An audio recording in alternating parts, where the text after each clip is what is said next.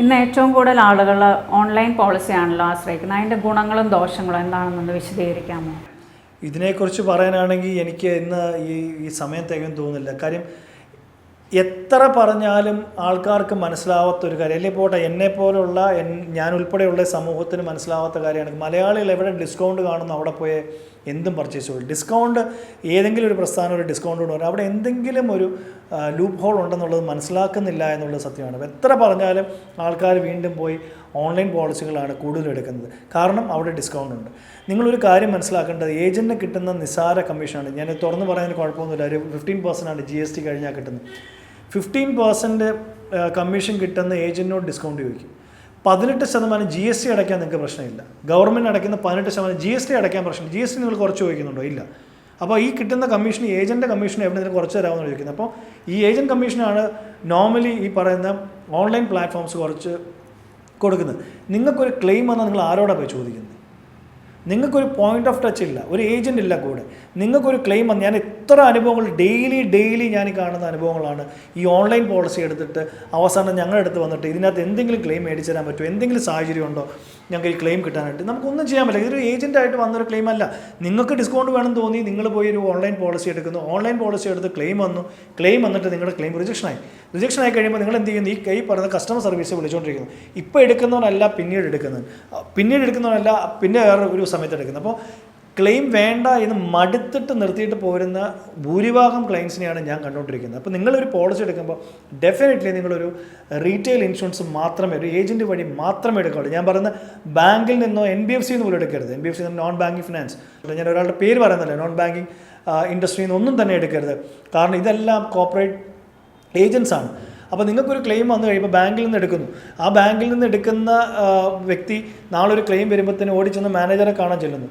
Manager അവിടെ നിന്ന് resign ചെയ്ത് പോയി, അല്ലെങ്കിൽ പുള്ളി ട്രാൻസ്ഫർ ആയി പോയി, എന്തെങ്കിലും ആയിക്കോട്ടെ. അപ്പോൾ ആ സാഹചര്യത്തിൽ വേറൊരു മാനേജർ അവിടെ നിന്നിരിക്കുന്നു. പുള്ളി പറഞ്ഞ് എനിക്കിതിനകത്ത് ചെയ്യാനൊന്നുമില്ല, കാര്യം എൻ്റെ ടാർഗറ്റ് അല്ലായിരുന്നു, ഞാനല്ല സാറിന് പോളിസി എന്നത്, എനിക്ക് സർവീസ് ചെയ്യേണ്ട കാര്യമില്ല. സത്യമാണ് അവർ പറയുന്നത്. കാര്യം വെച്ചാൽ അവർക്ക് സർവീസ് ചെയ്യേണ്ട യാതൊരു രീതിയിലുള്ള കാര്യങ്ങളും ശരിക്കും ഈ ഓൺലൈൻ തരുന്ന കമ്പനികളാണ് സർവീസ് ചെയ്യേണ്ടത്. പക്ഷേ ഈ ഓൺലൈൻ പോളിസികളുടെ കമ്പനികൾ സർവീസ് ചെയ്യുന്നില്ല എന്നുള്ളത് വാസ്തവമാണ്. ഒരു കാരണവശാലും എഴുതി വെച്ചോളൂ, ഒരു കാരണവശാലും ഓൺലൈൻ പോളിസികൾ എടുക്കരുത്. ഞാൻ ഒരുപാട് വ്ളോഗേഴ്സിനെ കാണുന്നുണ്ട്, ഒരുപാട് ഡിഫറെൻറ്റ് വീഡിയോസ് ചെയ്യുന്ന വ്ളോഗേഴ്സിനെ കാണുന്നുണ്ട്. ഇപ്പോൾ ചിലപ്പോൾ ഇലക്ട്രോണിക്സ് ആയിരിക്കും, ചിലപ്പം മെഡിസിനെ പറ്റി ആയിരിക്കും.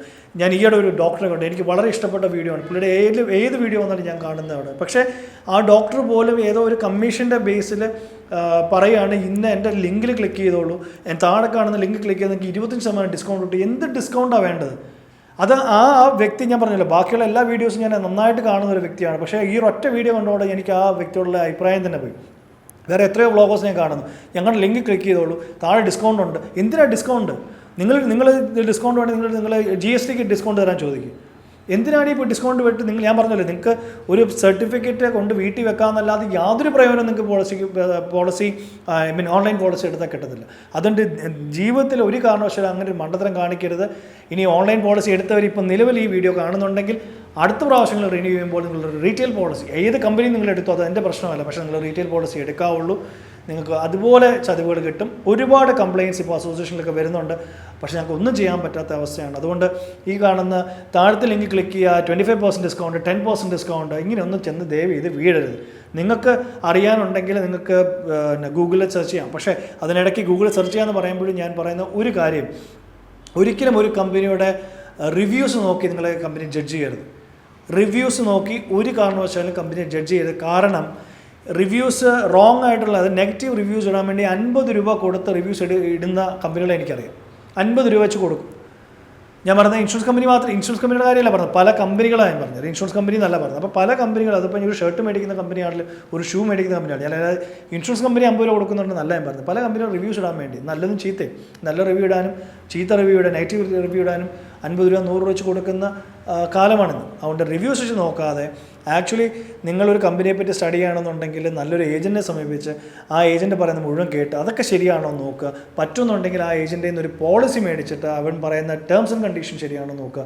ഇതൊക്കെ നോക്കി വേണം നിങ്ങൾ പോളിസി എടുക്കുക. അല്ലാതെ ഒരു റിവ്യൂ കണ്ടിട്ട് ദയവ് ചെയ്ത് പോയിട്ട് ഒരു കമ്പനിയുടെയും പോളിസി എടുക്കുകയോ നിഷേധിക്കുകയോ ചെയ്യരുത്. ഒന്നുകൂടെ ഞാൻ പറയുകയാണ്, ഒരു കാരണവശാലും ഓൺലൈൻ ഇത് ഞാൻ ഇപ്പോൾ എനിക്കറിയാം, ഇത് പറയുമ്പോൾ എനിക്കെതിരെ ഒരുപാട് ആക്ഷേപങ്ങൾ ഉണ്ടാവും. എനിക്കത് പ്രശ്നമുള്ള കാര്യമല്ല. കാര്യം ഓൺലൈൻ പോളിസി അതുപോലെയാണ് അവരുടെ സർവീസും. ഒരു രീതിയിൽ അവർ ക്ലെയിം കൊടുക്കുന്നില്ലെന്നല്ല പറയുന്നത്, പക്ഷേ 60% ക്ലെയിം കിട്ടുന്നില്ല എന്നുള്ള പരാതികളാണ് നമുക്ക് വരുന്നത്. അതുകൊണ്ട് ദയവ് ചെയ്ത് ഡിസ്കൗണ്ട് കണ്ടുകൊണ്ട് ഓടിച്ചെന്നൊരു ഓൺലൈൻ പോളിസി ദയവ് ചെയ്ത് എടുക്കരുത്.